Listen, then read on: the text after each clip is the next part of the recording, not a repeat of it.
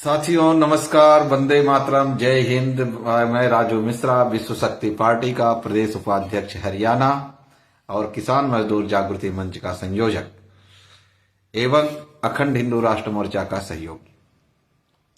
साथियों, आज एक विशेष टॉपिक पर चर्चा कर रहे हैं और चूंकि लाइव को बंद कर दिया जाता है इसलिए लाइव नहीं आ पाते हैं, तो आपको डी लाइव में ये वीडियो देखने को मिलेगा। आज अगर देखें तो मार्च का ये महीना जो चल रहा है ये कर्जदारों के लिए डेथ वारंट इशू का महीना है। जी हां, आप बिल्कुल सही सुन रहे हैं, डेथ वारंट इशू का महीना। आखिर ये डेथ वारंट इशू का महीना क्यों है, मैं इसको इस संज्ञा से क्यों उद्घोषण कर रहा हूं, यह भी आपको समझने की आवश्यकता है। अभी कुछ दिन पहले की बात है, तमाम सोशल मीडिया और अखबारों के कटिंग में मैंने देखी, उसमें लिखा है कि गाड़ी से जाता हुआ परिवार नदी के किनारे गाड़ी लगाता है और छलांग मार करके आत्महत्या कर लेता है। उसके पीछे की बैकग्राउंड में जब जांच होती है तो पता चलता है कि वह किसी बैंक का कर्जदार था और रिकवरी एजेंटों के द्वारा इतना प्रताड़ित किया गया कि उसने अपनी जीवन लीला को समाप्त करना ही मुनासिब समझा। तो मेरी आप सभी से हाथ जोड़ करके निवेदन है कि आप लोग आत्महत्या जैसे कुठाराघात करने की परिकल्पना भी ना करें और न ही इसके विषय में कभी सोचने का प्रयास करें। इसके लिए संघर्ष ही जीवन है और हारा वही जो लड़ा नहीं। आप लड़ना सीखिए। अब आपको बताते हैं कि आखिर ऐसा होता क्यों है। आपको ध्यान होगा कि अभी हमारे देश में कुछ वर्षों से बैड बैंकिंग नामक एक प्रणाली कार्यरत हो रही है, जिसका नाम है बैड बैंक। बैड बैंक का मतलब क्या है, यह आपको समझने की आवश्यकता है। बैड बैंक एक्चुअली क्या होता है कि वो जितने भी बैंक हैं उन बैंकों से जो लोन डिफॉल्टर राइट ऑफ या ऐसे एसेट जिनके पेमेंट आने की संभावना खत्म हो जाती है, उन कर्जदारों की लिस्ट को वो खरीदते हैं। कुछ पैसे में वो खरीदते हैं। मान लीजिए उनका लाखों का लोन है तो हजारों में खरीद लेते हैं, 5, 10, 20, 50 हजार में खरीद लेते हैं। और उसके पीछे उनका आका तमाम बैंकिंग और एनबीएफसी बैंकों का बाप जो काम करता है, मैं नाम इसलिए नहीं ले रहा हूं कि उसके नाम को लेते ही ये वीडियो हटा दिया जाता है, फिर भी आपको हिंट के तौर पे डीवीआई जैसे नाम को एक रख देते। उन्होंने इनको बकायदा लाइसेंस दे रखा है कि आप जाइए उनका शोषण कीजिए, उनको मरने के लिए उत्साहित कीजिए और उनका इस तरीके से अपमानित कीजिए कि वो समाज में मुंह दिखाने के काबिल न रह जाएं और अंततोगत्वा वो इस नश्वर संसार से सदा सदा के लिए अलविदा हो जाएं। अब सोचने वाली बात यह है कि क्या किसी कर्जदार के मरने से उसके कर्ज की भरपाई बीडीवीआई करता है या उस कर्ज का भरपाई बैंक कर देता है या फिर उस कर्ज की भरपाई इंश्योरेंस कंपनियां कर देती। यह भी आपको सोचने का विषय है, लेकिन धरातल पर ऐसा संभव नहीं। आप देखेंगे कि बैंकिंग सेक्टर में आज बैंकों का आका और बैंक प्रणाली का जो सिस्टम है उसको सिर्फ और सिर्फ बैठे हुए चंद लोग हैंडल कर रहे हैं। बैंक कर्मचारी धरने पर दिल्ली में बैठे हुए, जिसको कोई भी गोदी मीडिया दिखाने की साहस नहीं कर रहा है।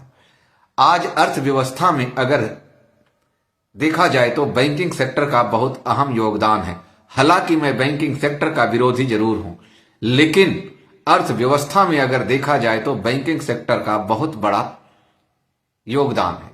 मैं विरोधी क्यों हूं इसका भी मैं आपको खुलासा कर देता हूं, क्योंकि बैंकिंग सेक्टर नियम कानून को ताक पर रख करके जिस तरीके से हवाई रुपए बांट करके आम लोगों को, गरीब जनता, भोले भाले किसान और मजदूरों को कर्ज के दलदल में फंसा लेती है और उसके बाद उनका दोहन शोषण का कार्य शुरू करती है। मैं सिर्फ इस चीज का विरोधी हूं। जो बैंकों का नकली खेल चल रहा है, मैं इसका विरोधी हूं। जो बैंकों द्वारा एक तरफा कानून के तहत लोगों की प्रॉपर्टियां कुर्क की जाती हैं, मैं उसका विरोधी हूं और उसके लिए ही लड़ाई ये लड़ रहा हूं, जो आप लोगों के सहयोग से लड़ा जा रहा है। तो दोस्तों, यहां पे आपको बताएं कि आपके बैंकिंग व्यवस्था को सिर्फ और सिर्फ चंद लोग बैठ करके इस तरीके से उसको हैंडल कर रहे हैं, यह आपको समझने की आवश्यकता है। जैसे आप फोन पे, पेटीएम, गूगल पे, तमाम ऑनलाइन की बैंकिंग ट्रांजैक्शन करते हैं, तो यह आपने कभी सोचा कि यह आखिर इतनी जल्दी और इतनी आसान कैसे संभव होता है? तो आपको बताएं कि सरकार में बैठे कुछ लोग जो बिजनेसमैन हैं, जो मोटा फंड देते हैं सरकार को, जैसे इलेक्शन या पार्टी के नाम पे उनको बहुत सारे फंड मुहैया कराते हैं, यही लोग इसका फायदा उठाते हैं। और बैंकों का आका आजकल बैंकों को ये प्रोत्साहित कर रहा है कि 5 डेज वर्किंग पे ला रहा है। 5 डेज वर्किंग का मतलब है कि मंडे से फ्राइडे, यानी 5 दिन बैंक खुलेंगे और 2 दिन बैंक बंद रहेंगे। तो ऐसी परिस्थिति में आपका शोषण और दोहन बदस्तूर बहुत जल्द और अत्यधिक मात्रा में शुरू होने वाला है। हमें आपको अपने बचाव के लिए आगे निकलना होगा। इनकी हर एक चीज की कल्पना को हमें ये धरातल पे लाएं, इससे पहले हमें धराशायी करना होगा। और इस चीज के लिए आपको कुछ नहीं करना है, आपको सिर्फ और सिर्फ अपने कानून को, अपनी रक्षा के, अपने परिवार की हिफाजत के लिए आपको आगे आना होगा। और इसी के साथ आपको बताएं कि जो इनकी ये बैड बैंकिंग व्यवस्था है, यह आपके मारने के लिए ही डेथ वारंट इशू करती है।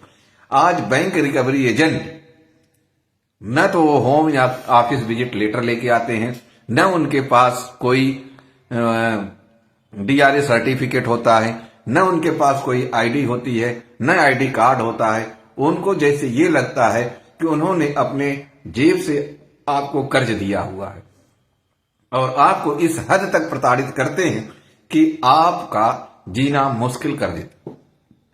प्रशासन भी इन्हीं का साथ दे रहा है, शासन भी इन्हीं का साथ दे रहा है। क्यों? क्योंकि इनको भी तो अच्छी इनकम इन्हीं से होती है। ये सोचने वाली विचार है, सोचने वाली बात है। तो दोस्तों, आपको जागना होगा और इस मार्च महीने में जितना अधिक हो सके इतना अधिक आप जागरूक बने, ताकि आप अपने जान माल का नुकसान न कर अपनी रक्षा, अपने परिवार की रक्षा स्वयं कर सके। ऐसी स्थिति में निपटने के लिए हमारा किसान मजदूर जागृति मंच आपको हर संभव सहायता प्रदान करने के लिए सदैव 24 घंटे आपकी सेवा में कार्यरत है। आपकी सुविधा के लिए हमारी संस्था बहुत ही जल्द आप लोगों के बीच में एक वेबसाइट भी लॉन्च करने वाली है, जिस वेबसाइट के जरिए आप सभी को तमाम जानकारियां मिलती चली जाएंगी और अपडेट होते रहेंगे। आज आप लोगों के बीच में बस इसी के लिए आया था कि आप लोग इस डेथ वारंट को किस तरीके से आपने इग्नोर करना है, इस विषय में आप लोग सचेत हों और कानून का सहारा लें। जय हिंद, वंदे मातरम।